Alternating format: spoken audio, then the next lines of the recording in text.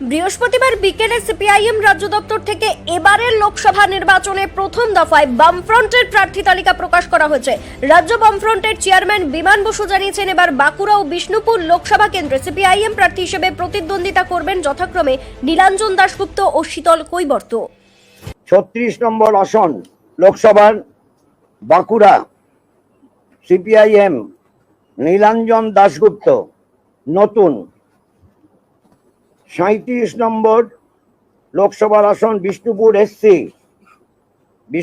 SC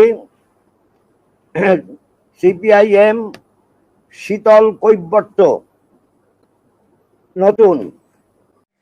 তরুণ আইনজীবী, CPIM নেতা ও স্বচ্ছ ভাবমূর্তি মানুষ হিসেবে ব্যাপক পরিচিতি রয়েছে নীলাঞ্জন দাশগুপ্তের।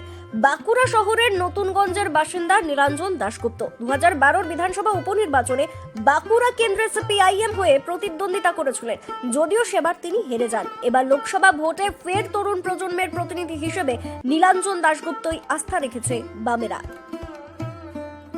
শিক্ষক নেতা শীতল কৈবর্তকে এবার বিষ্ণুপুর লোকসভা কেন্দ্রে প্রার্থী করেছে সিপিআইএম।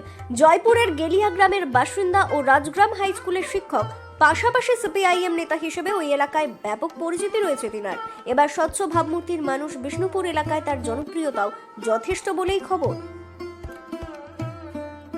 লালমাটির জেলা বাঁকুড়ায় জমে উঠতে শুরু করেছে ভোটের লড়াই। সেদিকে তো আমাদের নজর থাকবেই। জেলার প্রতিদিনকার সমস্ত গুরুত্বপূর্ণ খবরের সঙ্গে সঙ্গে লোকসভা ভোট সংক্রান্ত যাবতীয় সব খবরের জন্য আপনার চোখ থাকুক দক্ষিণ বাঁকুড়া দর্পণের ফেসবুক পেজ আর ইউটিউব চ্যানেলে।